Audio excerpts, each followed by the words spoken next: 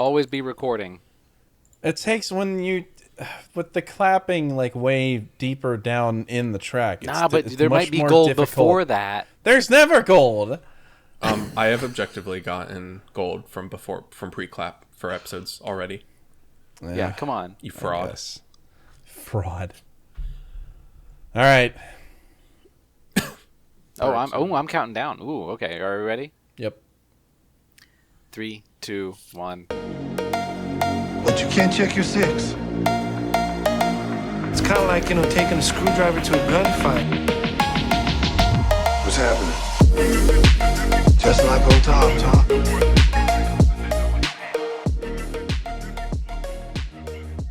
That sounded way off. That did sound way off. It always sounds way off. We'll fix it in post. That's what it's there for. You'll fix it in post. Let's be very clear. Oh, gosh. Well, anyway, this is episode, what did we say, 14? I believe so, yes. Of Steven Seagal. Welcome. Pow, pow, pow. I am Aaron. I am Zachary. I'm Hans. Nice. And today we are talking about 2003's The Foreigner, starring Steven Seagal. Do I need to say the starring Steven Seagal part? I mean, you do for this one because there is The Foreigner also starring Jackie Chan. Oh, So- yes. Oh, there's that's The right. Foreigner starring Jackie Because if Chan. you Google The Foreigner, it will pull the Jackie Chan version. So I think That's right.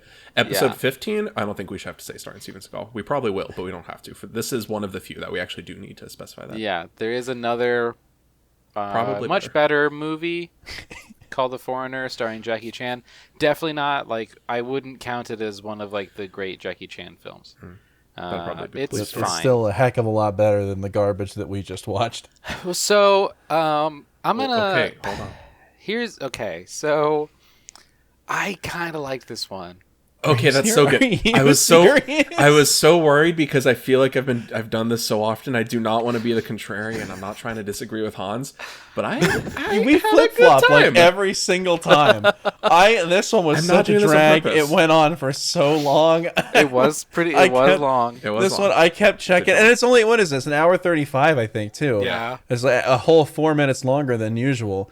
And I kept checking the tracks to see how much more of this I had, because, oh man, The problem I couldn't is, follow it at all. I really couldn't. Really? I feel No. like okay, I'm sorry, I keep going on tangents. I'm not doing good podcasting. I'm very self-conscious. We of haven't even podcasting done now. the recap yet. We'll get into it in a second. Hold on for dear life, dear audience. This is going to be a weird one. Because what I was going to say is that I am very ready for Aaron to recap this one, because I, similarly to Hans actually, I felt like I just did not know what was going on at all. But I spent 15 minutes just I don't know what's going on, and at the 16th minute I was like, you know what, but it doesn't matter. And if you watch this movie not fully knowing what's going on, but just kind of being there for the vibes, it's actually I had a fun time. But we'll let you do the recap. Maybe that was my problem. I was trying to derive some kind of meaning from the plot, and there just isn't one. My concern, if anything, is that I have this general shape that I barely understand and kind of enjoyed it, and that as we harden those edges and fill in those lines, I'm gonna like it less. That's my concern. So, yeah, I actually kind of like this one. I think my brain is broken 14 episodes in. I just can't. Probably officially broken at this point, yeah. Yeah, Mine's I think I'm right my there brain's with you. officially broke at this point. You know because, what? I'll get to it. Okay.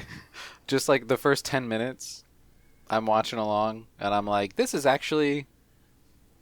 this is pretty good. It's not Ticker, which was It's even definitely the bottom here. what was the last one I watched? Half The Past last Dead? one we watched was Half Past Dead. It's even better than Half Past Dead. I think it's better than Half Past It's the Dead. most fun I've had with one of these since Under Siege 2. Yeah. Was this the first direct-to-DVD? There's been other direct-to-videos, but this is the first of when that's just what it stays. That becomes the norm after this Yeah, movie. okay. Yeah, because The Patriot was also direct-to-video, I know. But for the first 10 minutes of this movie, I'm just thinking, I'm actually having a pretty good time. And then I got really worried because Steven Seagal does not appear in the first about 10 minutes of this movie. And I thought, okay, am I just enjoying this because he's not on screen? Am I, is he going to show up and ruin it? Very valid. And I was very pleasantly surprised that didn't happen for Yeah. me. That did not happen. Yeah, Yeah, we're on the same After wavelength. I'm gonna do the recap, and then I just want to talk about Steven Seagal for just a few minutes, just him. Well, do you think we have time to talk about that on our Steven Seagal podcast? But like, I want to talk about the man a little bit. But first, let's just get through the plot of The Foreigner, Starring Steven Seagal. which yes is convoluted, but okay. This is off the dome. I just finished watching it. I just had a conversation with Zach about this yesterday. That usually I have to watch it a day ahead of time so I can like ruminate and come up with thoughts. I just finished this movie 10 minutes ago. Nice. So here we go. Steven Seagal is a former CIA, probably operative. He's a former foreigner. He's what's called a foreigner, super deep cover operative. Eventually, he got caught while doing some operations, left the CIA. Now he lives in Poland as a sort of like a mercenary, and he does like really dangerous missions for just whoever's going to hire him. And he specializes in transporting sensitive packages. That's what I was going to say. Is he a mercenary or is he a glorified UPS FedEx driver? Well, he's like a UPS driver, except he expects to be shot at. Like, that's his thing. Oh, okay. Sick burn for they insert should've whatever called it- city. They should have called it The Transporter. Rip off another movie name. Well, I was going to say sick burn for whatever city you hate. Like, oh, he's a UPS driver that just expects to be shot. What, is he a UPS driver in, I don't know, Camden? Like, just insert, like, some city that people like to make fun of. Detroit, I'll make 50 different edits of this. Yeah. And we can just insert a different city. Yeah, in I'll just each get a edit. couple clean So you takes, just- like Camden, Detroit, Philly. Boston, Philly. Baltimore, Philly. Ottawa, Baltimore. Toronto, Philly. Pittsburgh. Philly. Stop hating on Philadelphia, Hans. I love Philadelphia. Philly's a terrible place. Beautiful. I Okay, we're love not it here to so talk about much. Philadelphia, the beautiful Anyway. city of brotherly love. So Steven Seagal finds out that his father, who was also in the military, dies. He was a Marine. He dies. And so he kind of feels like he should get out of the business. But his most recent employer gives him one more job. And he needs to take a sensitive package to a German man named Jerome Van Aken. Yes. I don't mean to interrupt, but could you just remind us again of what his character is? We're going to call him Steven Seagal, but what his character's name is in the movie? Oh, his name is Jonathan Cold. Agent Jonathan John Cold. Which And they is say his silly. last name like a million times in this movie. Oh, but for like half the movie, he's operating under an alias.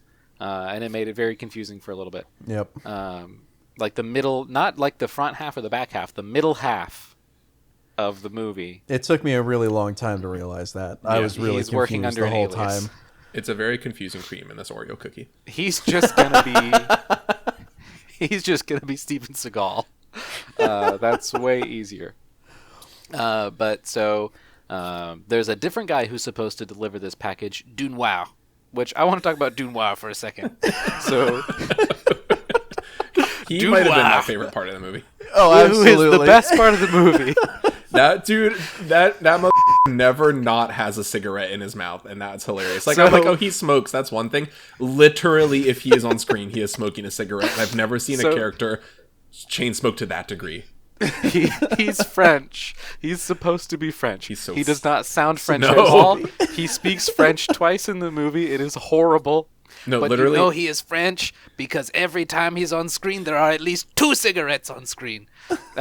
He's French because He he's has smoking one a in his cigarette mouth and one on yeah. his ear at every moment. He is always smoking a cigarette. He gets shot like 4 times in this movie, and every single time he gets up, immediately lights a cigarette, and then patches himself up. The one time he didn't, he got shot, he fell over backwards. The cigarette didn't even leave his mouth. Oh, why would he's a professional, Hans? Why would he listen? He's a professional Frenchman. I really would watch a spin-off movie of him. Oh my gosh, that would be great! Like a spin-off movie just of Dunoir, just doing like cigarette, being kinda invincible. Doing his kind of vaguely. You find out comedy he's thing. actually like a French vampire, and that's how he survived all this. But so Dunoir is supposed to be sent on the mission, but the rich guy, he insists on sending Seagal as well. And so they go to the place where they're going to pick up the package. They don't know what's in it. And they, like, assassins jump out through the windows and start shooting up the place. And you know that the house that they're in is owned by a very French woman because she has, like, 100 bottles of wine in her house, and they all explode, and the house bursts into flames. So Okay, they Seagal do throw gasoline gets lit. The house doesn't spontaneously combust. Although a lot of things in this movie do just spontaneously combust. They're shooting. The first thing that catches fire is a wine bottle, which wine it? is not alcoholic enough to catch fire. I could have sworn You they had can't actually a do that. tank of gas or something. No, it it was all is. wine That bottles. does happen That's 2 or much 3 later times in the this. movie. Yeah, okay. Yeah. I'm That's confusing my that. the third building that they burned Yeah, I'm down confusing is that with all one of the gasoline. 15 buildings that catches on fire in this movie. So Seagal and Dunoir, they escape. They get away, and I think I'm trying to remember exactly what happens after that. So they go back to the guy who hired him, and are like, "That was terrible. Like, what's going on? Are you trying to kill us?" And so the guy who hired them is like, "Okay, Dunoir, leave the room. I just need to talk to Seagal by himself."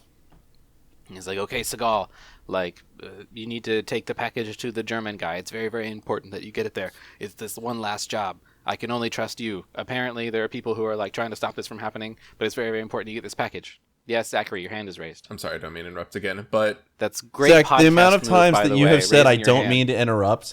I don't mean to interrupt, but I will. I'm sorry. I We're don't mean to, 10 but I minutes will. in on my recording, and you said I don't mean to interrupt 18 times. well, I don't mean to interrupt, but I will interrupt. Just because I think it's important when they're driving back with the package, you really don't need to touch on it because it is revealed that Seagal knows Dunoir is kind of in on this, is a bad guy. Yes, but okay. does nothing with that Yes. information. It No, does not so- matter because he acts as though he doesn't know this, but it straight up shows a Yes. flashback revealing that Dunoir was with these dudes that jumped them. Yeah, so as they're driving away, Seagal has a flashback to a French nightclub in which he saw Dunoir and the assassins who jumped through the windows hanging out together at this nightclub. This is not a scene which happened previously in the movie. It is a flashback to something we never saw. This is not the first Seagal movie to do that. I cannot remember which other movie did that, but this isn't the first movie to have a flashback to something that we never saw happen. But this is the one with the sickest beats when it does it. The French nightclub music is It's pretty bumping, good. yeah. I apologize. I thought that was relevant. Hans. It was kind of relevant. That's an interesting thing that happens in this movie. So Seagal knows that Dunoir is out to get him in some way, or is in some way in league with these assassins or whatever. But doesn't really do anything with the information. Doesn't really do anything with that information. That's kind of a pattern, Yeah. which is a little bit explained pretty late in the movie. With 20 minutes left in the movie, they kind of explain that he is he's an illegal killer transporter guy, but also he works by a code, and he's apparently very honorable.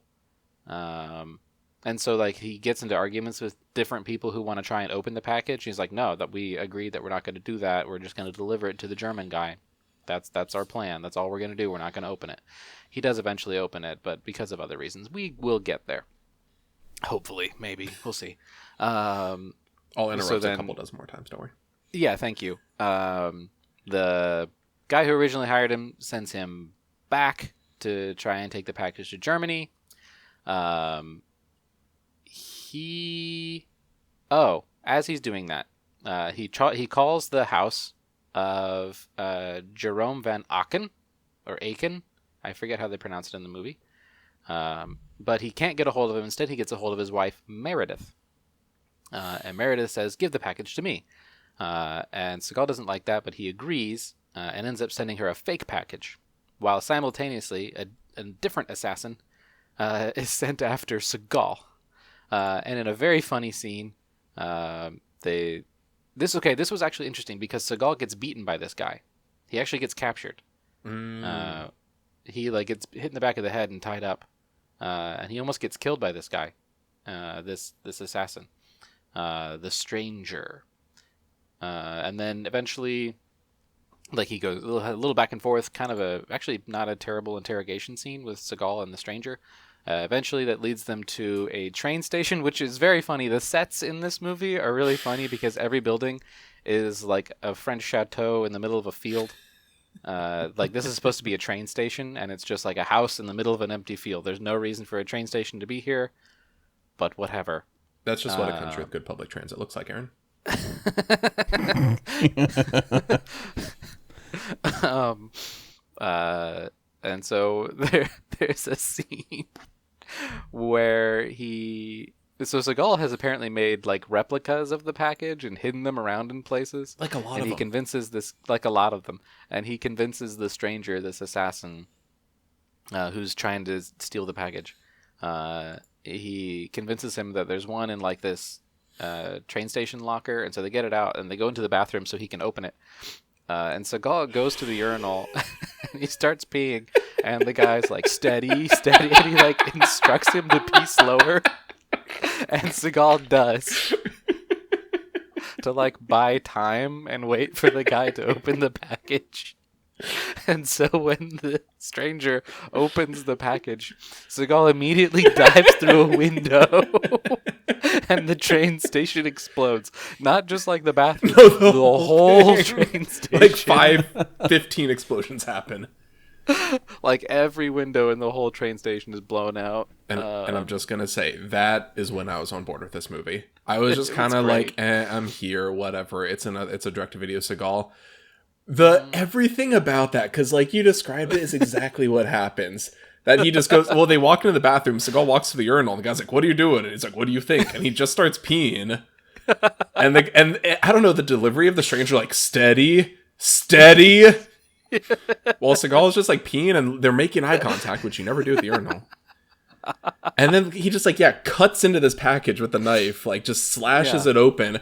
And just seeing Seagal turn it, the image of him jumping out the window and the whole thing exploding like it was just lined with C4 wall to wall.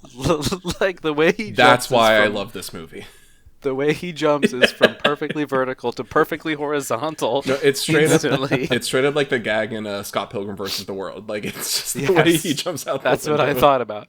It's like a high bathroom window. Yeah, and he like. Whoop. I love it so much. I like rewatched that scene like 4 times. I'm not gonna lie. 6-foot vertical leap from a standing position, just through the window. He's expert. Oh, I also want to say that all the stunt doubles for Seagal are very, very obvious in this movie. Oh, it's the worst it's ever been. It's maybe bad. The second worst. Maybe Ticker was worse, but it's pretty bad. Maybe Ticker was worse, but it's pretty bad. So he escapes from that. Eventually gets back in contact he with. Escapes from that somehow. With Meredith, as there's a different assassin, Mr. Nims. Mr. Nims is sent by Jared Oliphant, played by Gary Raymond, who was actually, I was looking at his career, very prolific in the 50s through the 70s, was in a lot of like really important movies, actually. I'm very sorry, Gary, that you were in this. Actually, this was kind of fun. But he was like an old CIA director, basically, who's doing like some dirty dealing on the side, and he sends this assassin after Seagal, Mr. Mr. Mims. Wait, he was also the High Septon in House of Dragon. Oh my god. Yeah, he was the High Septon in House of the Dragon, and he was also in Game of Thrones. I forget who he played in Game of Thrones. Anyway, there's a surprising amount of star power in this. It's just like not as really obvious as the early Seagal films. We're only on like the second building explosion. I got to speed this up. He gets back in contact with Meredith, confronts her somehow. They eventually... Was this when she was in the bathtub? No, I think that's like way later in the movie, but I might be wrong. Most of what I honestly, I don't even remember half the stuff you're talking about, except for the bathroom scene. This is all nonsense to me. No, it's genuinely very helpful that you are going through beat by beat in detail with character names, because my summary would be like, he gets a package, and then like everybody just wants this package for 2/3 of the movie. Well, yeah, no, that's it. That's all I remember structurally. There are multiple different factions fighting over the package for different reasons. Right. And that's what makes it convoluted, but ultimately it's just like he kills an assassin and there's some other assassin with some other motivation. That's all I remember. So there are multiple teams of assassins sent by different people. So on the one hand, you have Seagal wants the package because he was hired to deliver the package, and he's like an honorable mercenary. Like that's his thing. And so he's very honorable about it. He's going to get the job done. And then you have the CIA wants the package. Oh, that's what happens next. that Steven Seagal goes to his father's funeral, where he meets up with his brother. His brother Sean Cold, played by Jeffrey Pierce, who people might recognize from The Last of Us, both the video game and the TV show. Yep. And so he meets up with his brother Sean Cold. Sean and John Cold, who do not look at all like brothers. Do not look like they are from the same hemisphere. Like Seagal might be his uncle. Like, maybe. By marriage. But this guy does not talk to that uncle. No. It's a distant uncle. I do like in this movie that, like, the instant Seagal gets on an airplane, he is immediately confronted by agents from the CIA. Because they immediately recognize who he is and is like, you can't just get on a plane. What are you thinking? But they let him go because it's his dad's funeral and they can't really peg him for anything illegal that he's doing, so they just kind of let him go. And he goes to his dad's funeral. He meets up with his brother, Sean. And this is all in Warsaw, in Poland. But he needs to get to Germany. It's funny because this movie takes place in like 3 different countries, and they all just very conveniently look a lot like Poland. Yeah. The whole thing was shot in Poland. I'm But a lot trying of it takes to place remember. in Paris, France. Oh, yeah. A lot of it does take place in Paris. It's I think the next plot relevant thing is then his brother is like instructed to call him up and like meet with him. Yeah. He has Seagal has a lot of phone conversations in this movie. Mm-hmm. Where he like tells people that the package is in X place and it's definitely not, like he's holding it or something.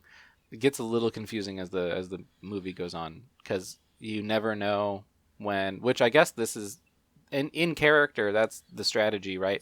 Except the audience is also fooled because you never know where the package actually is because Steven Seagal just constantly lies about where it is throughout the entire movie. Like so he sent a package to Meredith it was just a book. It was just a Bible. It wasn't the actual package. And then the second package that we see is actually a bomb. And Seagal is staying at a hotel nearby called Terminus, which is appropriate because like a whole bunch of people die in this hotel. Yeah. Knockoff Continental. Except Continental, that wouldn't exist for a while. No, it exists starting in the 1970s. The Continental TV show coming out, going to flesh out the backstory. Okay. Sorry, I'm just really excited. Sure. I know you are. That's good. It's probably going to be good. I just cannot remember the exact thing that happens next because there are like different factions fighting over the package.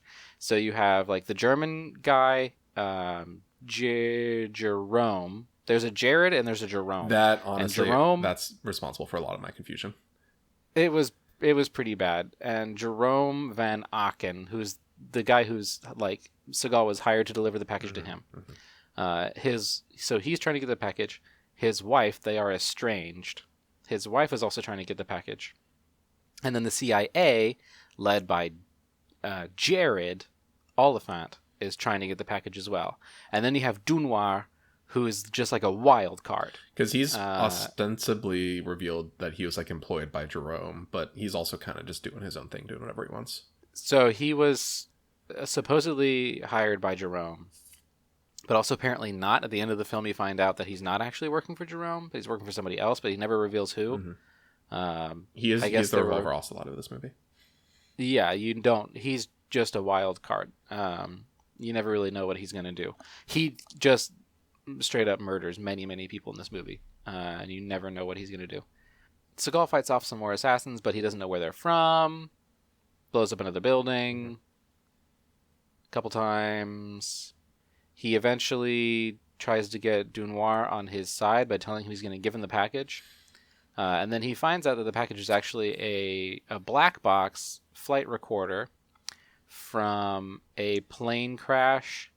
Now, I do want to talk for a second about how this film was made in 2003 about a suspicious plane crash that people were supposing was an inside job, and it was not a plane crash, but was in fact like a government plot. What are you implying? I'm not implying anything. I'm just saying that this movie was made in the early 2000s about a suspicious plane crash, and it just seemed a little on the nose. Although little on the nose. it really kind of resembles the like missing Malaysian flight more than it does like anything from the early 2000s. This is true. Yeah. Because is it okay if I just like jump ahead on that? Like, it's the billionaire guy paid to have the plane like taken down with missiles, so that's why they're all after. Well, this. he says he didn't. Well, well, if he said okay, he no, didn't. so here's what happened. The CIA wants the black box because I think the CIA took the plane down. Jerome, the German guy, wants the black box because he is being blamed for crashing the plane, because on the plane was his wife's secret lover, so Meredith, his wife, wants the black box because she thinks it will prove that her husband killed her lover. It's also worth mentioning the lover was like an engineer who was working for these. The billionaire was building these fertilizer plants, which were really creating biochemical weapons. And this guy was going to, which is why the CIA wanted to shoot it down. Yeah, and that's my thing. And this guy was going to like leak it. So the thing was, because at the end the billionaire says like, "Oh, I just learned that like she was his lover. That's not why I killed him. I killed him because I had these front like shell things that were going to make biochemical weapons, and he was going to reveal this as an engineer." Well, he doesn't say that. He doesn't say that he did it. He said, "I wouldn't kill a bunch of innocent people on that plane." He definitely tiptoes around it, but what if he is the one who did it? The reason it would be he says like, "Oh, I wanted this guy dead. He was going to reveal this thing, but I didn't order. I wouldn't have a dozen people killed to kill this like one guy." Yeah. And then so eventually, Meredith like takes their child and runs away to Norway. Steven Seagal is hired to like take the kid back and give her back to her father Jerome, but other assassins show up to like kill them both, and so he stops those assassins, rescues Meredith and her child, and Dunoir ends up killing Jerome, and then they all live happily ever after. All the bad guys except for Dunoir are dead. And Meredith runs away with her child, and at the end of the movie, we just see Steven Seagal sitting on a boat, sadly. a really tiny boat. Yeah, a really weirdly small boat. Or a really weirdly like a weirdly small boat. There's Steven Seagal just reading a letter from Meredith saying, "Thank you, but I'm leaving." And he just sits on his weirdly small boat, and then the movie ends. And I think that's The Foreigner. No, I both understood it more than I did, but also that really helped just having it laid out, because truthfully, like I said, I just got so mixed up with how many different like fingers were in this pie, how many different like Jeromes and Jareds and Jonathans there were, that I just accepted. I'm just like, okay, Seagal has his package. People want the package. He's gonna just keep foiling them until the end when the package. No, there are reasons that people want the package. It's not. I know there are. I'm not gonna say it's like a super well told story, but you don't need to know the reasons to get the movie. No, I mean the best parts of the movie really have nothing to do with the plot. The best parts of the movie are how Seagal, under threat of violence, pees slower and then jumps through a window as the train station explodes, or like the how he is apparently a really, really good shot in one scene, and then in the very next scene he has a shotgun. He's like 6 feet away from somebody and can't hit anything. He misses like 4 times. Yeah. Yeah. I truthfully, the part of this movie that I enjoyed is just that at some point I realized it was just a string of like some assassin, some paid person getting the jump and like having the advantage on Seagal, and then him turning it around with like a Looney Tunes style like gag, like with a Wile E. Coyote and Roadrunner like type like gag. That's how he like gets out, and it's just a series of those, except they kind of get like they peak and then get like less ridiculous, like kind of boring over time. Mm-hmm. But just like, oh, this guy has a jump on him. Like he's just gonna do something now and get out of it. It happens like 5 times in the movie, and that was kind of entertaining. The first time is the steady now, the like package explosion in the bathroom. That was very funny. I enjoyed that. later on, there's an assassin who has him cornered, and Seagal says, well, instead of this package, I have this like CD full of offshore, like, you know, Swiss accounts. I'll give you millions of dollars. Yeah. And then he leads the guy through an empty warehouse, and then he does actually have a CD, but he throws the CD at the guy, and it just explodes and blasts this guy backwards out a window.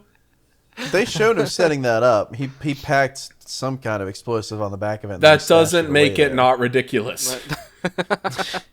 I'm joking. Like I just say it's not spontaneous That's though. true. That one at the very least they did set up. That one they did set up. And then there's like 2 or 3 more, but then after that they're not as fun, because it's like, honestly, this dude, his weakness, if you wanted to take out CIA agent, the foreigner, Jonathan John Cold, you just need to be a dude with a gun standing more than like 4 feet away from him.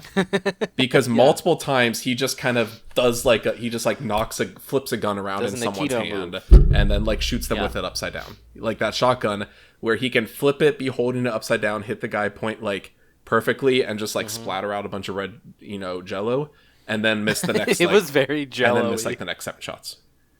Yeah. But if you're not in if you're not in a keto range, this guy can't touch you. He can't do anything. No. He's dead. Well, so it's so funny. Like in this movie, if he's holding a gun like upside down and firing it with his pinky, he is an expert marksman. If he is just like standing still, shooting at a target that's just moving at like a walking speed 8 feet away, he will miss 4 times before he hits anything. But yeah, I don't know. A bunch of things exploded and he just kind of foiled a bunch of assassins in succession. I stopped caring about what was actually happening, and I was just kind of here for those vibes. And yeah, I had a fun time. Mm-hmm.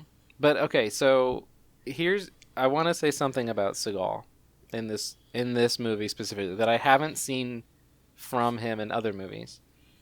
I wrote down in my notes, Seagal seems happy. Yeah. Like he doesn't look miserable making this movie. Yeah. No, yeah. Like he I guess seems you're right. like he wanted to make this. And even just like there's a really simple scene where he's just sitting down with Sean, his brother, and they're just talking about their dad for a second. And they're just like sharing a glass of whiskey and talking about their dad. It's like a 30-second scene, but Seagal like smiles for a second, and it seems genuine, at least compared to what I've seen from the past 13 movies. And I was just happy for him for a second. Well, I mean, maybe this is like somewhat related, but the one thought I kind of had while watching this movie specifically is that like I had an idea in my head of what a Seagal movie was, like not having really watched much Seagal. Truth be told, before we did this podcast, I really just kind of generally held in my head like, oh yeah, you have like the Schwarzeneggers and the Van Dammes and the Seagals. I didn't realize he was never actually, like, he was not even close to their tier. Like, no, I'm in the same boat. I had this like wrong idea of Seagal, but I kind of had an impression of what a Seagal movie was from just kind of generally being aware of the guy. And this was much more of what I thought a Seagal movie was than like any of the past movies we've seen. Like you said, Seagal doesn't show up for the first 10 minutes. And like when he does show up, he's like in a hotel room with I believe a sex worker. Like he's just with a naked woman who's getting dressed and she leaves. So I'm just like, okay, just gratuitous, completely unnecessary female nudity, just running around shooting things with shotguns, just like unnecessary explosions, a plot that doesn't really matter, cool one-liners. Like, I'm not saying this was good, but I watched this, I was like, oh, this is like what I thought we were getting into like 14 movies ago, and none of them really were truly what I thought like Seagal was going into this. This is the first one where, so maybe that's it. Maybe like he goes direct to video and they're like, yeah, okay, there's no like studio directives anymore. Just make whatever movie he wants. And maybe that lets him have a good time. He just has his own company. He has like some kind of like Russian money laundering scheme. And they said, just, I don't know, do whatever you want. And it's the kind of Adam Sandler approach where he's just like going on vacation with his buds. Yeah, like I'm looking at my notes. I said Seagal looks happier here. Like he's not under so much pressure. Like he can just sit in a room and have a conversation with somebody and just like act. To be fair, he's not doing great. No, he's not doing it like super well, but he doesn't look like he's in pain trying to act. Like grimacing through every line, yeah. Yeah, he's just acting. I don't know. I think this is the first movie that I've seen him do acting, and he didn't seem like it was A chore. a chore. Like it was really hard for him. Like he could just be an actor on screen. I don't know what the difference is. I don't know what changed. It just felt much more natural to him in this movie than in the past 13. Like the last 13 movies have just felt like he's really, really, really trying. And it's really, really hard for him to act. And in this one, it just felt way more natural. I don't know, like he was in his element in this one. Maybe he just liked being in Poland. I have no idea. This was directed by a Polish director. Michael Oblowicz. Yeah, a ton of the production crew is Polish. This is very much a Polish production. Yeah. With actors from all over the world, mostly Europe and places. But so it's a very international cast. It was really interesting. It was kind of like an interesting thing. I had a good time. And something... I didn't hate it. Something just to talk about the kind of more technical aspects, since like mentioned the director there. Yeah. Moving on from like Seagal himself. The thing that was interesting to me is that it made some choices with the direction, the cinematography, and the editing. And those don't always work, but they are choices. Like, I was kind of getting annoyed at the movie for the first third because it had this habit of like... Sometimes it's pretty often that like you have the object of focus kind of more in the background, and then like some objects out of focus closer to the camera, and it like gives the image depth. This movie would do that, but like 70% of the frame would be taken up by some out of focus objects, and it did that. So like it was like pissing me off. When you first meet his original employer, whose name I forget, it doesn't matter. He dies like 20 minutes in the movie. Dunoir kills him because. If you need someone dead, Dunoir just kills him. Doesn't matter what side he's on. Marquis? Something like that. Something like that, yeah. Where? I don't know. Wasn't it Alexander Marquis? Marcoux? Yeah. But it's gone by his last name. Yeah. But if you need somebody dead in this movie, Dunoir can kill him. No one knows what side Dunoir's on. It's fine. And so when you first meet him, they're like he's having dinner. Well... He's having dinner. The table is set as if Seagal is going to eat dinner, but Seagal doesn't eat.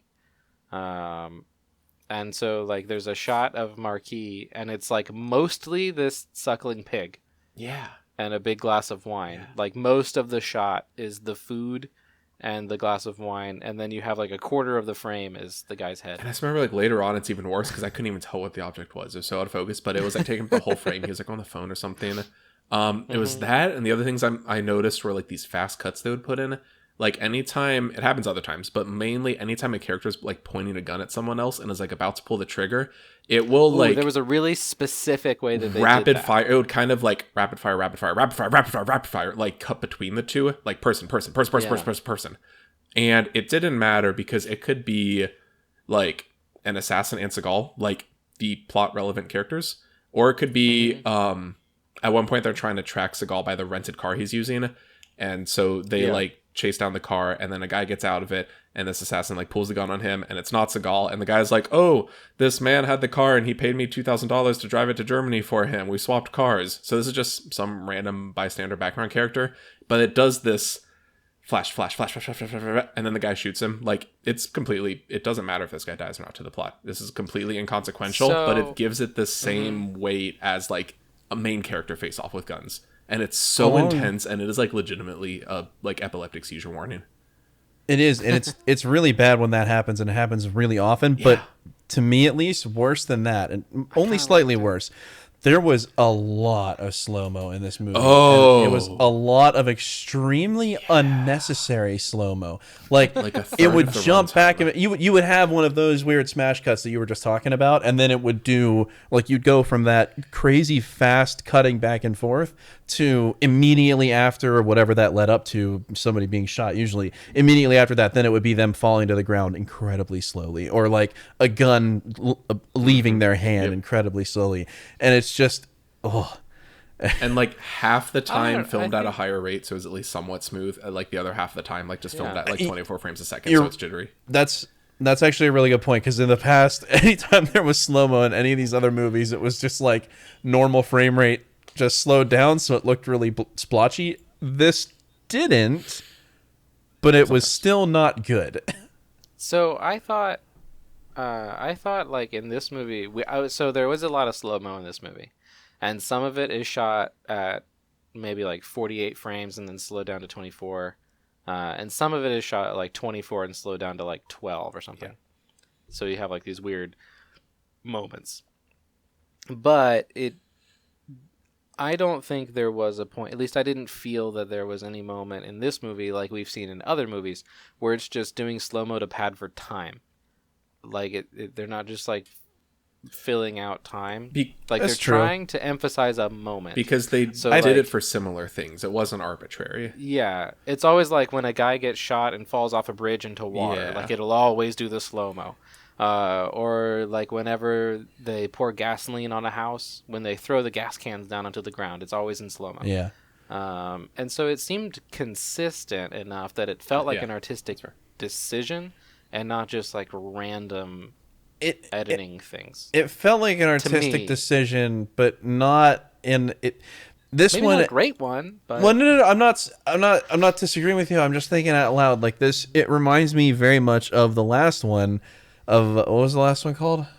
Half Past Dead. Half Past Dead. Yeah, reminded me very much of that. And that it's like someone had it in their head that The Matrix just happened a few years ago, and that's still really cool, and we can get people with that. I don't know. This felt more like Crank to me. Which, by the way, Hans, you need to watch Crank. Hans, you need to watch the movie Crank. You'll love it.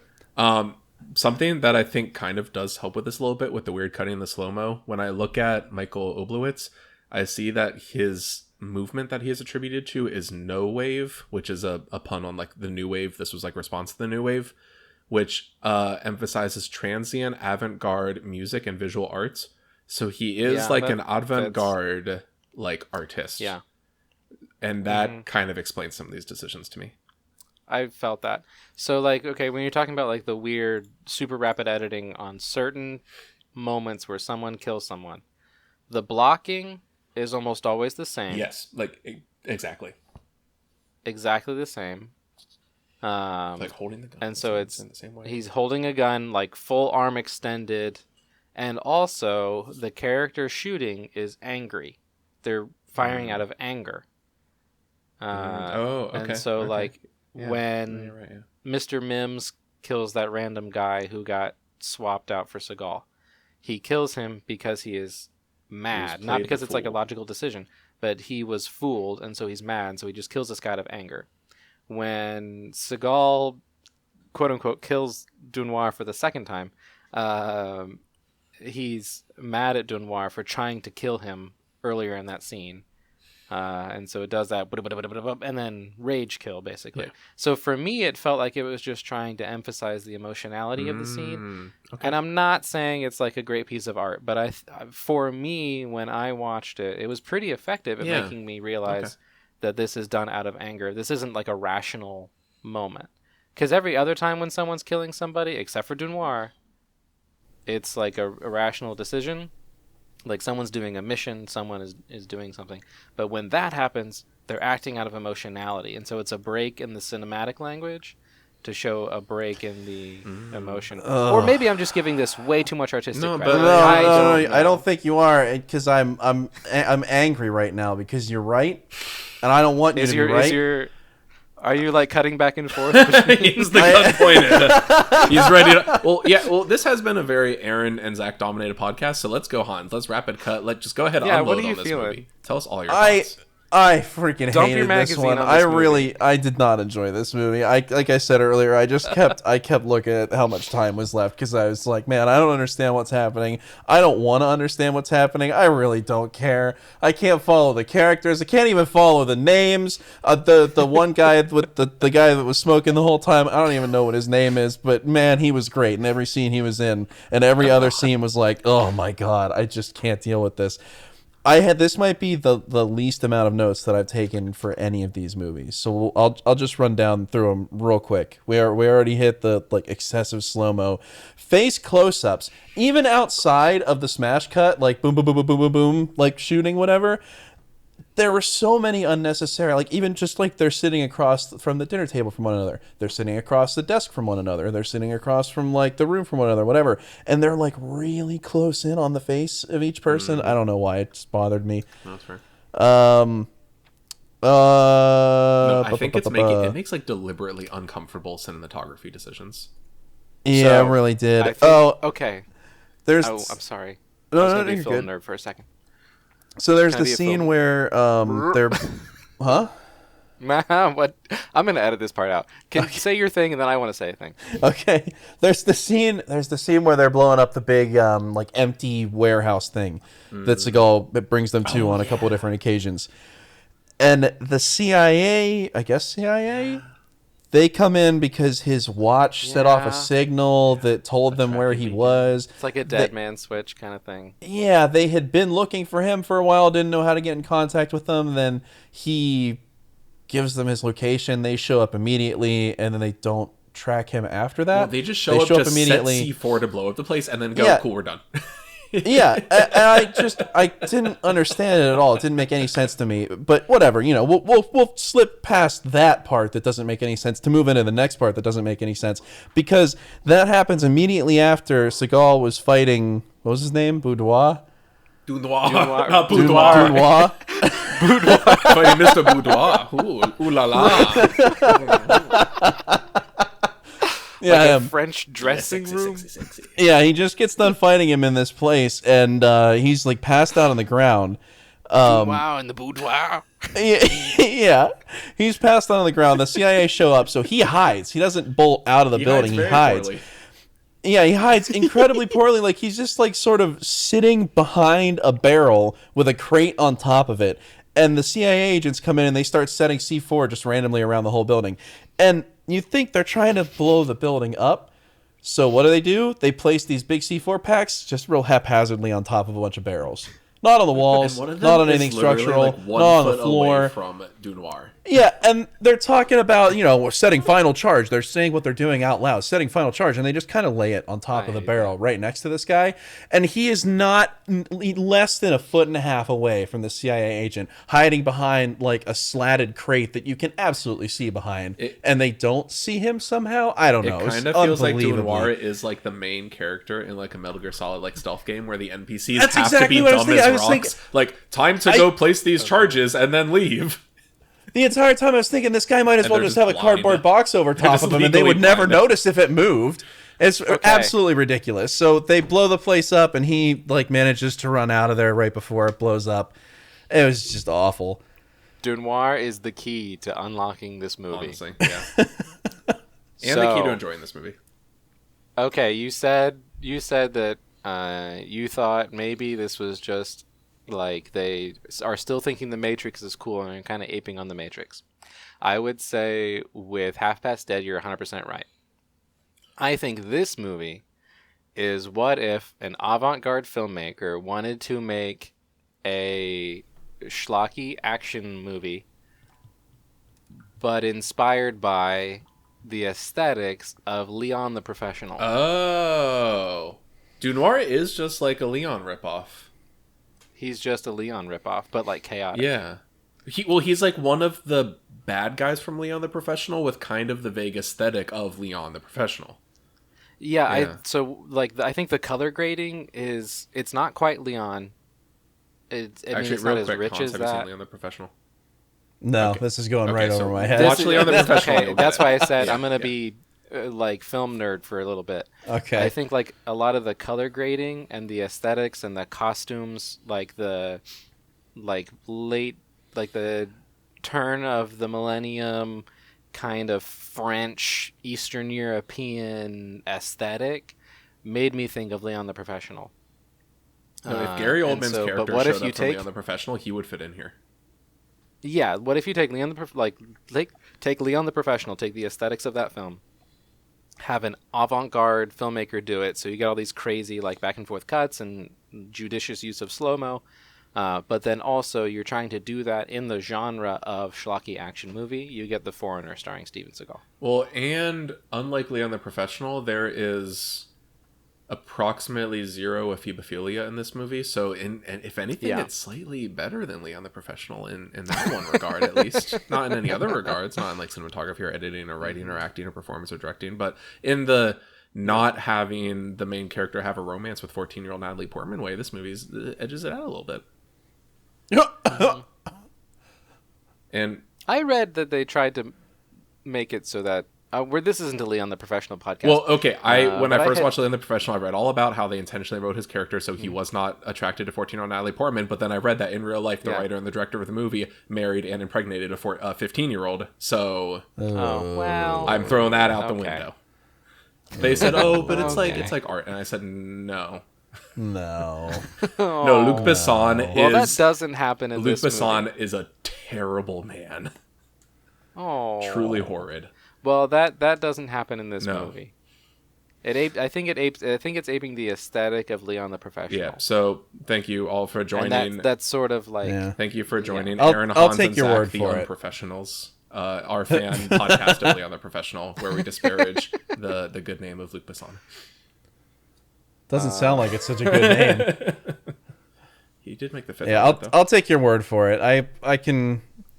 This one definitely doesn't follow or doesn't want to be like The Matrix as much as the last one did. Just all of the slow-mo shots really had me going there. But I will say we can't really.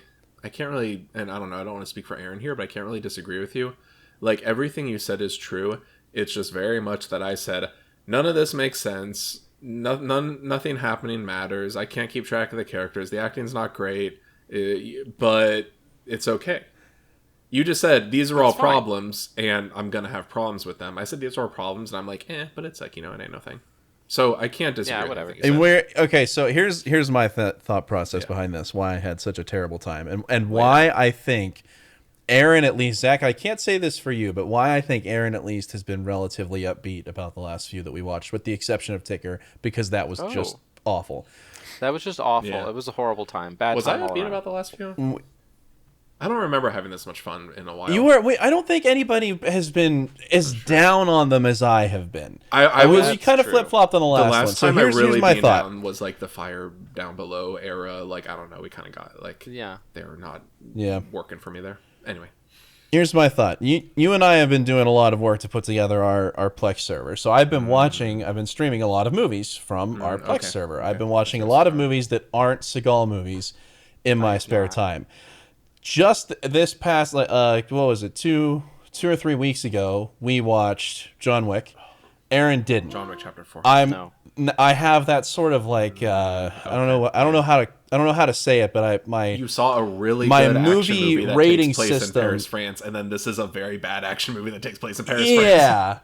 Yeah. So like my movie rating system in my head, based on what I have seen recently, is extremely different. Whereas the only movies Aaron's seen for a while are just Seagal movies. Then just this past week, I rewatched all three. Over the weekend, and then yesterday, I think it was, I went through all of the original Bourne trilogy. So again, like some very good action movies. Eek. Some very good action movies that take place in Eastern Europe, and it's,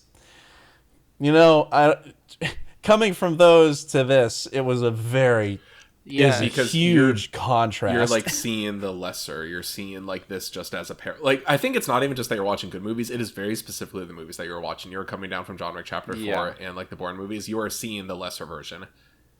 Yeah. And I think that's an interesting way that I'm seeing this very differently. Like, watch some abstract like German expressionist films, and then you won't have that problem. Yeah. No, so like I think as long as we're doing this experiment, you just shouldn't watch other action movies. Yeah. That can't happen. Well, because it'll just make all the Seagal movies It's that Whiplash. much worse. I'm okay with that, honestly. You should watch Whiplash instead, so you don't have this kind of weight. Whiplash was great. You should watch Whiplash. It has nothing to do with any, like, aesthetically, thematically, nothing to do with any of these movies. You and Zach have both told me to watch Whiplash. Zach many, many times. And anytime it ever comes up, if Sarah's in the room, she says, absolutely not. You should not watch that movie. It's a terrible movie. She's literally not even so she's like in a staff meeting right now, and I'm just like, I can sense. She's like, not psychologically. She's like psychically sensing like what's going on. She's gonna text you like, don't watch Whiplash. But no, watch you say that. It's funny. I love Sarah. I think we have exact opposite taste in movies. Yeah, probably pretty different. But watch you say that, like, oh, watch Whiplash, has nothing to do with it, and the next movie you watch, Steven Seagal is like in Music Academy, and like. He's trying to be a jazz musician. Well, he is trying to be a jazz musician, so that could he happen. is. He's living Whiplash. He doesn't need to make a movie about it. That's true. Well, I think for your theory, Hans, I think you could be onto something. I don't know if that can like truly account for all of it, or not Hans. I don't think that's all of it. I just think that that's a little bit of the why I have such a heavy contrast in these. Well, but I was gonna say, but you said to it was true for Aaron, not for me. I think that could explain some of the difference between you and Aaron. I think though, for me, it's just what I've realized. With Under Siege 2 and with this one being like the two that I enjoyed the most, it can be as bad as every other Seagal movie, but if it's like dumb with it, if it is just completely dumb and they just like throw in random explosions for no reasons and it's like cartoonishly ridiculous, if it's like self-serious and bad and ridiculous, I have a terrible time. I want to turn it off and counting down the minutes. As long as it's just like goofy, I'm actually here for it. I can tell you the reason why I'm okay with it. I can agree with you on that because I was not really on board with Under Siege 2, and I honestly at this point I can't remember that's why. That's my favorite so far, by far. So I think you're right. This is the common thread between Aaron and I, is that as long as it's like goofy, and I'm just like, he just threw an explosive CD at this guy and blew him out a window. I'm still gonna give it like 2 stars max, but I'm gonna have a good time. Yeah. Maybe that's my problem. Maybe I need to view these in a different light because I didn't care for that one either. But you're right, it was goofy, and it's a difference between. I know we keep comparing it to Ticker, but Ticker was just so unbelievably bad. It was bad. This one was so bad that it's at least it's comical. Like it's so bad that it's good in certain ways. You just need to watch, and I can definitely get on board with that. Like Elmer Fudd or something. Yeah, I can definitely get on board with that. I don't think The Foreigner is so bad it's good. It's just not very good as a film, but I enjoy it. It's not so bad it's good. Like it's not The Room. It's more just like mediocre, but has like funny, ridiculous elements.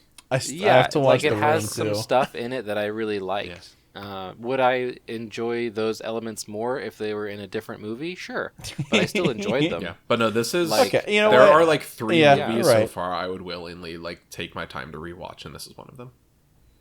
Yeah. What else? Oh, and just for context, dear reader, dear listener, dear reader. Since we started this experiment, the only other movie that I've seen is Babylon. Okay, to be fair, you have mixed some prestige television in there, so like I have mixed some prestige. The Last of Us counts for like 3 or 4 movies. Like, sure. We need a name for our loyal fan base. Jeffrey Pierce played Sean Cold. Steven Seagal's brother was in The Last of Us. So we can go to our actors corner, but real quick, we need a name for our loyal listeners. I'm thinking of calling them the Herodolls because it's Steven Seagal. Our loyal fans that are Herodolls, the audience at home. Ugh. But you wanted to say something, Hans? I'm sorry, that was my tangent. I'm done. I just have everybody had suppressors, but only when it was convenient. Oh, they didn't. No, they had silencers. Those were silencers. They made what was his name? Dunoir. Dunoir, yeah. He had at one point he had a suppressed rifle, some kind of rifle, and it made the exact same pew noise that the pistols did of an entirely different caliber. They really were silencers, but that's how they work, right? They all had them, but at different times. Like you would see them in one shot, they would have the suppressor on the gun, and then in the very next shot, where they're like running from one place to another, it's not an entirely different location. The very next shot, they wouldn't have it anymore, and it's only there when it's convenient. But they all have them all the time, and they don't necessarily use them when it would make sense. Because there were a couple times, like when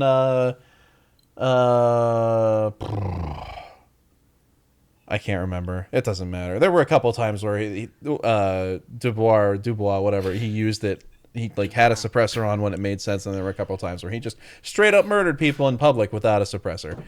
Didn't matter. Oh, I love how it's Mr. Mims who does this, not Dunoir. But he goes into the hotel where Seagal is staying, and he shoots and kills the receptionist. Yeah. And then the next day, there's a new receptionist at the desk. Like, pretended like nothing happened. Oh, I completely they don't didn't even talk think to the about new. that. They don't even talk to the new receptionist. You don't even see like a scene like in the background. There's like police like taking questions or something. Oh, it is Dunoir who does that, I think. Well, I also remember there's the one that stuck out to me. He's like infiltrating the place, and there's like a French like waitress. Because what is it? He like shoots her, but like in a way that he like makes sure that like she doesn't drop the tray, And as she's falling, what is he? Yeah, he sneaks up behind her, puts his hand under the tray. Yes, that's what it is. Bon appetit, Yeah. bon appetit, mademoiselle. That might have been my favorite line. Yeah. Totally unnecessary. Never mentioned again. Oh, Didn't so matter. many. This might be the most like unnecessary deaths. Like not even the most deaths in a Seagal movie, but just so many people. Yeah, like, just unnecessary. Even at the end, he's like infiltrating the billionaire's compound, but these are just like security guards. They're not in on the conspiracy. Like he just killed like 8 like salarymen. Yeah. Like so many people that Now, just didn't need to die died. I have a question for both of you. A very important question. Did Seagal run in this movie? He does some light Aikido, but he does not run. I was looking for it. It didn't happen. I don't think so either. I marked down a timestamp, and you don't have to, but I really think it's worth going back. If you go to 1 hour, 16 minutes, 35 seconds, he does this really funny waddle. Like his stunt double did run backwards, but he had to be running backwards so that you couldn't see his face. I'm gonna pull it up here. We might have to edit around this, but I feel like you have to look at it. It's 1 hour, 16 minutes, 35 seconds. They're breaking into the place, and what's his name? Dunoir, come on. Dunoir. He's in trouble. Seagal comes over to save him, and he does this like waddle from the door where he's at over to the guy. Oh, I remember this. I do remember this because it was weird then. He kind of just, like you said, just his way over. I'm just now pulling it back up. He's not even trying. But I mean, he's How gonna. did he do that, Spoiler: Zach? he kills Boudoir like half a scene later. So Yeah. or Yeah. no, he doesn't actually. He kind of tries He doesn't. to. There it Dunoir is. lives. I had to go back and rewatch this to get the He's time alive code, for the and sequel. I'm going back and rewatching it now, and he really does. He does this little like, they only the camera's on his like torso and up, but the way his shoulders move, you can see it's like a jog, but it's not. It's like his feet are staying flat with the ground as he waddles over to the guy. And that was as he is saving Dunoir, as played by Max Ryan, who we would later see on in Death Race and Sex and the City 2. What an excellent transition to talking about the other actors in this That was film. perfect, even though I gave you the perfect segue like 10 minutes ago. But anyway, one of the notes before we get into like specific actors, I just one of gave you notes the that I perfect segue! Wait a minute, I actually have something else to ruin your segue one more time. The segue is like Dunoir. It'll come back. Oh, yeah, we have like 3 or 4 like segues, and they're all working for different people. I'm gonna send you, and in classic, I actually haven't done this in a couple episodes, but in classic me fashion, I'm gonna send you a screenshot, and I'm gonna have to put it in the show notes here so we can put a link to the screenshot in the episode description. Oh, But yes. He's taken apart at one part. He opens the box, and first of all, he opens the box in the most ridiculous possible way. Like he takes out his knife and like cuts a big X across it. He cuts it like an X. Yes. Yeah, and I don't understand what Why? kind of person opens a box that way. It doesn't make any sense. But he opens up the box and he sees all the stuff in the box about the flight recorder or whatever. He starts opening up the flight recorder, and he whips out a pocket knife to like unscrew the screws on the flight recorder thing. And the only thing that I could think about was the video, the PC build video from the Verge. From the Verge. Oh no. What you'll need for this build is a pocket knife with hopefully a Phillips head screwdriver in it. An anti-static elastic Livestrong bracelet. A couple of tweezers that are All Okay, that's this is a really really That's a deep solid cut. That reference. would make no All sense. I could think of when I saw the scene was that the one, like, well, it's not the only scene he's inside, but for this inside scene, he's wearing these ridiculous red sunglasses that he does not wear at any other point in the movie. That's true. I didn't even notice that. I was too focused in on the They've done that podcast. I before noticed where that. he It's the needs first to thing do I saw. something and he wears glasses. This one, they're sunglasses. I don't know why he's wearing sunglasses. Oh, They're yeah, not protective. and, No, they're just his transitions. They haven't faded out yet for the It's like me and In Mitch. the being Patriot. inside. In the Patriot, he puts on Yeah. glasses so that He does it can when he's, like, type- making Yeah, his when he's at the Yeah. computer. make his Yeah. derp. He even does that in another movie. I can't ID. remember which one, but this one they're sunglasses, but they're not protective. They're not. That's what stuck out to me. No. Okay. But anyway. Hey, actors and actresses that went on to do better things. That was a perfect There's your Yeah, transition. so I have a note about this. I have a note about this in my notes for this episode. I think it's adorable that you two guys are still taking notes. Thanks. Otherwise I don't remember anything. This movie made no sense to me. It still barely makes any sense to me. If I don't remember something, I was simply not meant to remember it. Just forget things like a man. Yeah. But I just follow the flow of the universe, the ebb and the flow of. It's really getting your zen on. Zach, I know you. That's absolutely not how you operate. It's how I've been operating for this since like episode 4 of this podcast. Anyway, your notes. Anyway, in my show notes, I wrote that they're like, I'm not seeing anybody and saying like, oh hey, look, it's Danny Trejo, or like, oh look, not even like, oh Tuco, or like, oh that guy, I know him from somewhere. But like almost everyone in this movie was like vaguely familiar. Was like, I've seen this person in something. Maybe. Okay, I'm not 100% sure. Well, and so I started looking through like all of their IMDb pages, and 100% it is like, I saw you in an episode of television 10 years ago.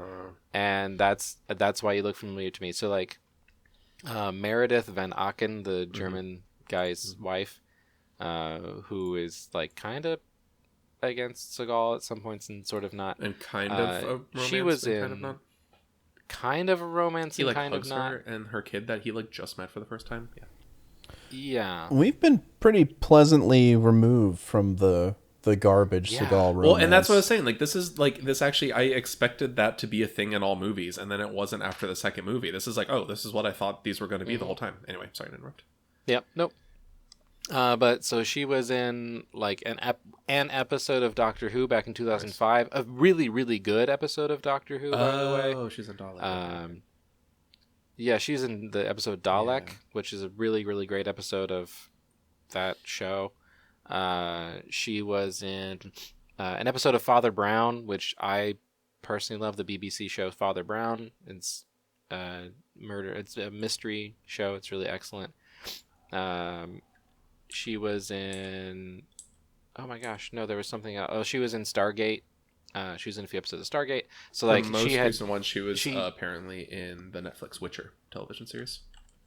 Yeah, she was also in The Witcher. So she like has been hanging out in just like a few episodes of a whole bunch of different TV shows. So she was like vaguely familiar to me. I'm like, I've seen her in something. The whole time I was watching this, it's not even because of like how she actually looks. It's more just like her haircut and the fact that this past weekend I literally just went to the Rock and Roll Hall of Fame with Sarah, but I just kept thinking she looked like Debbie Harry from Blondie. Like that's all I could think every time she was on screen, except obviously very different accent and everything. But I just kept like thinking of like Blondie. The guy who plays Mr. Mims, Sherman Augustus, which that's an awesome name, by the way. Mr. Mims. Sherman Augustus, he was in an episode of Westworld. He was in an episode of Bones, an episode of Dexter, an episode of NCIS, an episode of CSI Miami, an episode of NCIS, an episode of CSI. Oh, also The Nanny and Murder, She Wrote, and Star Trek Voyager. Oh, yeah. No, truly, like one episode of NYPD Blue. Oh, Bones! How can you not mention Bones? He was in one episode of Bones. He did mention Bones. Edit that yeah, that's what I was just about to say. You got to get Sarah in here, show her the picture, and see if she recognizes him. See if she can tell us what episode from what season. As I already said, Jeffrey Pierce, who plays Steven Seagal's brother in this, Sean Cold, he's been a voice in a lot of video games, including several different Calls of Duty. He was in Calls of Duty. Yeah. He was in The Last of Us, the TV show, and the video games. A few episodes of like pretty popular TV shows that people have heard of. So he looked like vaguely familiar to me. Calls of Duty. That's how you pluralize that. Come on. Oh, and Diobio Operai, who is probably one of the more famous people in this. His most recent credit is The Gray Man, which I never saw. He played one of the variants of Loki in the Loki TV show. He was on The Orville, and he played Aryo Hota on 6 episodes of Game of Thrones. Oh, really? Yeah, he was in the 2012 Judge Dredd remake. He was in one of the Pirates of the Caribbean movies. He's like played a lot of the actors in what I'm saying is a lot of the actors in this movie played like background characters or like small parts in pretty famous stuff. Oh, he was also in the film version of Doom. Hans, you got to watch the film version of Doom starring Dwayne The Rock Johnson. Yeah, he was in the film version of Doom. So we're not actually pretty Alien rad. 3, which is also I need to rewatch it again. I think I'm gonna. There seems to be a small crowd consensus bubbling up of like an Alien 3 reevaluation that actually it wasn't that bad of a movie. I might be. Obviously, Alien and Aliens are both better, but I think I'm gonna join this like group think of like, hey, Alien 3 wasn't that bad.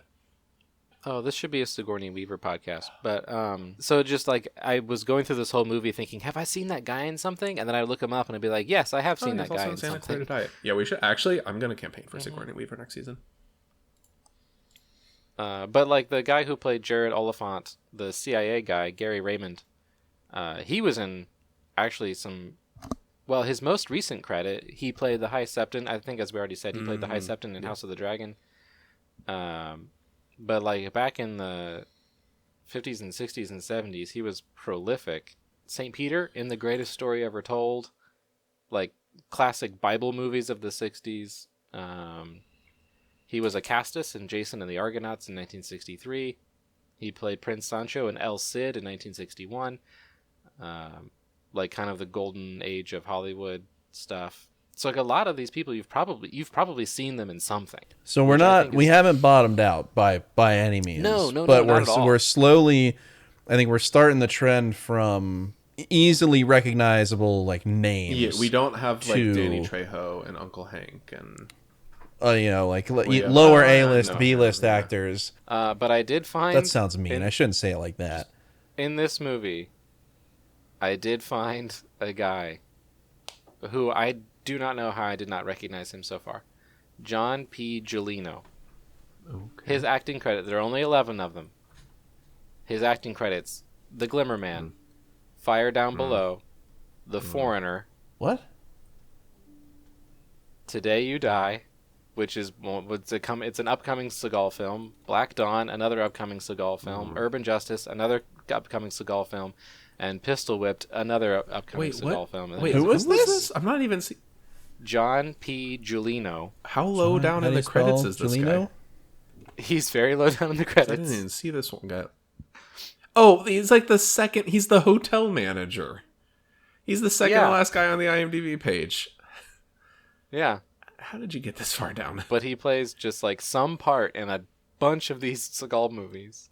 Ooh, which actually does remind me. I have to issue a correction for last episode's correction.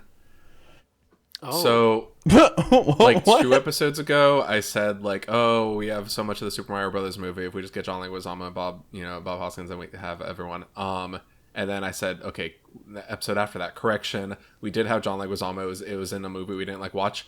I was just re-listening to our episode on Out for Justice, episode 4, and I feel like such a dummy because he not only was he like in Out for Justice, he was like, hey, for that movie, my like personal pick for like the coolest like surprise actor I wasn't expecting to see, and B, like the like first guy that made us start talking about the Super Mario Brothers movie in this podcast. He's like the reason that we started connectivity in the Super Mario Brothers movie. And then I'm like, oh, if we get John Leguizamo, we'll have them all. He was literally the first one.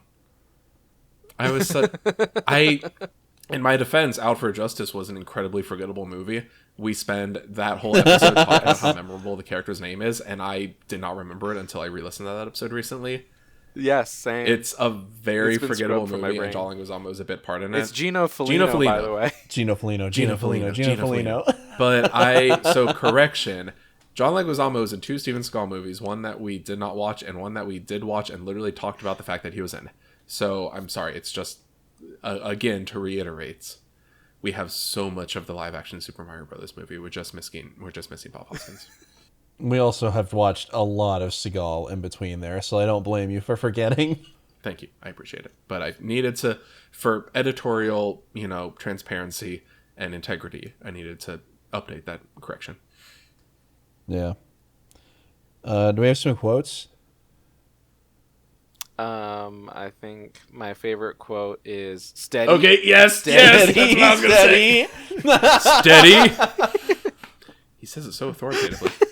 We already mentioned Bon Appetit, Mademoiselle. Okay, I'm gonna take Bon Appetit. Bon Appetit, Mademoiselle. I can't say it, but Here's my quote. He says, in the very beginning of the movie, I don't even know these characters, but one of them's handing one of the other guys a piece of paper or whatever. He says, "I hope this is worth it. It's too cold for false alarms." And the other guy who receives the piece of paper says, "It's too cold for ice cubes." I don't know what that means. wow, what a completely organic remembering of that quote that you just did there. Now, yeah, it made me laugh because it's not like relevant to anything. I don't understand what the point of that is. You don't remember the two like folksy sort of racist comments by Steven Seagal against his would-be assassin, Mr. Mims? Like the one time that he calls him Ray Charles. oh my god, I no. forgot about that. What? No. Or when he's like so the first time he says something kind of racist is when he calls him Ray Charles because he's a black man wearing he says you kind of look like Ray Charles, but I bet you can aim better than him or something. I don't think Ray Charles can shoot as well as you. No, that might have been the one I was thinking of. That might have been the one earlier on that I forgot about. I did forget about that. So he says that to him when he's in the hotel, and then they make the agreement to go out to like the weird warehouse place or the docks or whatever it was, where he ends up blowing him up with the CD. And he goes into like a Cajun accent for a second, talking about like, oh well, you do remind me of my uncle down from. And then he does like an Aikido move and steals his gun from him. Like that's how he like puts him off balance, is by saying something like super, like out of left field, very racist. I blocked it. I completely forgot about those. But no, those are some of the best Seagal quotes. That like some of the best like Seagal movie quotes is when someone says something and you're just like, what were you trying to like? I don't even know what you were trying to. What does that mean? I know it's like at one point Mims says "Sweet dreams, Bruce Lee" when he knocks out Seagal, because like I feel like Seagal put that in there to like compare himself to Bruce Lee. Yeah, but I mean, all in all, star ratings. Oh wait! I'm sorry. Okay. One more quote. Okay. Towards the beginning, this is the one that I was thinking of. I promise. They get the package for the first time. The first time they pick up the package, Jonathan Cold and Mr. Boudoir are driving away, and Boudoir. No, I know. I'm going to Boudoir now. It's funny. And Boudoir is like sitting there holding the package, and he's like, "Oh, let's check out what's inside." And Seagal says, "Don't do that. If you touch it again, I'll blow your 2-inch off." You're right. I forgot about that. I thought that was pretty good, actually. That was my favorite for a while, but then I forgot about it, so I guess it's not my favorite. But yeah, you kind of look like Ray Charles. Then again, old Ray can't shoot as good as you, right? Yeah. And also, I just want to. They can't all be gold. Also, I just want to point out, at least on Letterboxd, the kind of like slogan, the tagline for the movie is, "If they think they can stop him, they're dead wrong." What? If they think they can stop him, they're dead wrong. No, I know what you said. But like, I mean, a lot of people end up dead, but actually, Seagal doesn't kill most of them. He's not the deadliest person in this movie. Yeah, and he's not like the wild card or anything. Like that's definitely Dunoir. Like this movie should have been about Dunoir. I want the spinoff. Yeah, I want that would be a much better spinoff. Movie. Well, he's just like this unkillable, like agent of chaos. And I love that they don't even like so many times in a movie like this they'll have him like get shot and he's just like got the bulletproof vest. Like they give some. They don't even try to give an explanation for this. The first time he gets shot, they say they found a flak jacket on the premises. They don't show it. Just like an agent in the background says, "I found this flak jacket, military issue," and then but he just gets shot 4 times. And then the other 3 times that he gets shot, they give like less of an explanation every single time it happens. They just say, you know, he's not dead. It's Dunoir. It's Dunoir, baby. If they think they can stop Dunoir, they're dead wrong. But yeah, it's all the cigarettes to keep him alive. Well, it's because he's smoking the cigarette. It's because he's not done with it. He's got another one behind the ear. He's not dying until he He smokes that one that he's got behind the ear, and he's always got one behind the ear. Yeah. So my star rating, it's probably like 2 stars, but like 2 stars with like a heart, and like think this is like going towards the top of my like ranked list. Yeah, I'm going 2.5 stars with a heart. You know, I'll give it 2.5. Yeah, 2.5 stars. Liked it. Twisted my arm there, buddy. All right, balance us out, Hans. Bring us down, please. It should not be 2 stars. No, go 2 lower. stars. What? It would be go lower. No, this is definitely. I've been given 1.5 to like the most mediocre, just like straight average, not good, but not that bad. I think this one sits up slightly above those, so I'm gonna put this one at 2. Okay, that's fair. I think that's probably pretty fair. What's the I have to ask, Aaron, because now that this is out there for people to listen to, I've heard this comment a couple times now From all of our loyal people listeners, really all of our hero seem dolls. to, all of our loyal listeners, our very close friends who listen to it out of pity. Yeah. I've heard a couple different times that people really enjoy hearing what your dad thought of the movies. Yeah. And I've had to say, I think I was gonna say, I think we got to a point pretty quick where Aaron's dad didn't see them. No. So, in that spirit, what would your father think of this movie had he seen it when he was the age he would probably would think be this in one is really 2003? dumb, actually. Yeah. Well, it involves Marines. My so dad. we I'm don't just like it. imagining what my dad would say, and he would just say, "The story makes it like I can't tell what's going on. I have no idea what's going on." But I guess that's if he watched it today. He would be upset by the movie, I think, and he would just be upset that he has no idea what's going on, and there are lots of explosions for no reason. I think that's what he would say about it now. Back when he was 17, he'd probably love it. I'm just gonna guess. If we just like freeze him, like cryogenically freeze him, and only release him like for 1.5 hours every time a new Seagal movie comes out, he would love every single one of these movies. Yeah. He cannot move past the age of 17. If he hits 18, the frontal lobe just forms just enough that he goes, actually, I don't know about this. So we need to freeze him at exactly that point in his life, and he will love every single one of these movies. Yeah. Oh, here's something I want to do. I'm just gonna add a new element to the podcast now that we're 14 episodes in. Do it. Let it evolve. What should people watch instead of this movie? Oh, I like that. Okay. My vote is Leon the Professional. Well, Hans already mentioned the Transporter, so I don't want to like steal his. The Transporter or Born. Yeah. I've never actually seen the Transporter. Well, yeah. Is that so? Maybe Should we pull that one and put that on Plex? Instead of this? Yeah, I should go watch the Transporter. Instead of watching this, you should absolutely watch the Bourne trilogy, because after coming fresh off of those, they still hold up. They're phenomenal. Mine, I'm gonna go with Crank or Crank 2 High Voltage. It doesn't like share like structural like as much like plot or like setting location, but we kind of in like the frenetic like pace, like the style of the movie. I'd say this is like a Crank or Crank 2 for instead. No, that's a really good segment. I like the what should you watch instead, because we've mentioned so many times how like this is a lesser version of blank. Glimmerman is a lesser version of Rush Hour. Like that. No, I like that. We're gonna keep that. What's yours, Aaron? Oh, it's Leon the Professional. If you like the you did say that. of I'm this sorry. movie, like if you like the way this movie looks, but were let down by the plot and things like that, and actually the pace of the movie, felt a lot slower than most Seagal movies, but I think it kind of worked in a lot of ways, but didn't work very well. Watch Leon the Professional. I will join Aaron in that recommendation, but I will tell you can fast forward through the scene where the 14-year-old Natalie Portman like does like a little kind of costume dress up thing for Leon when she does sexy Marilyn Monroe, Happy Birthday, Mr. President. You can fast forward through that whole scene. You can skip that. Oh. In fact, I'm gonna say you should skip that. Yeah, actually, there should be like a final cut of that movie that just like takes that part out. I just got very excited a second ago. I started looking forward at the next week.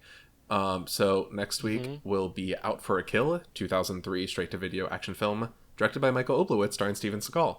Much of the same, except what got me excited this time is that Steven Seagal is playing Yale University archaeology professor Robert Burns. Yes. I am very excited for what Steven Seagal's interpretation kidding? of what a college professor is like. I bet is this you going to Is this- be Steven Seagal's take on Indiana I'm Jones? calling it. Next week is going to be what you watch instead is Indiana Jones. We'll see. But I would not be surprised Oh my if we gosh. all come away with just watch Indiana Jones. And conveniently enough, there's a new one coming to theater soon enough. Or I don't know the actual release schedule of these episodes. Maybe the new movie just came out.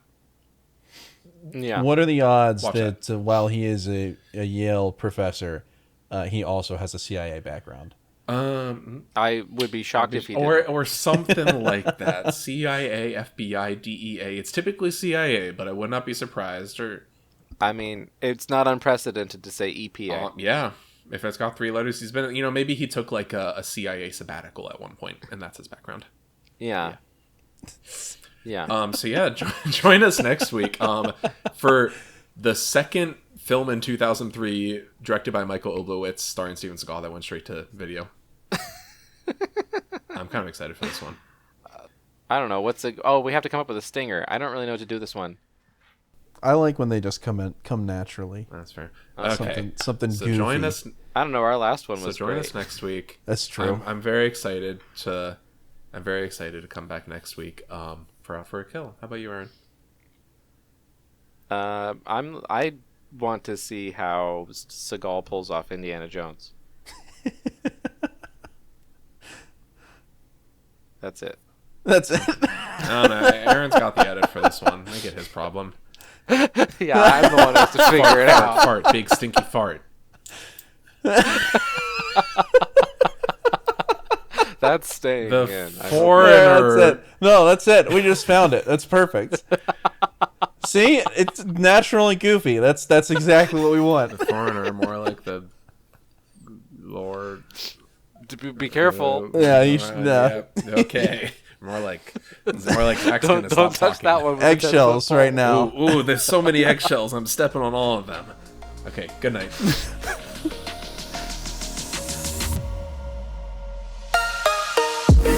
That means one of us has to die.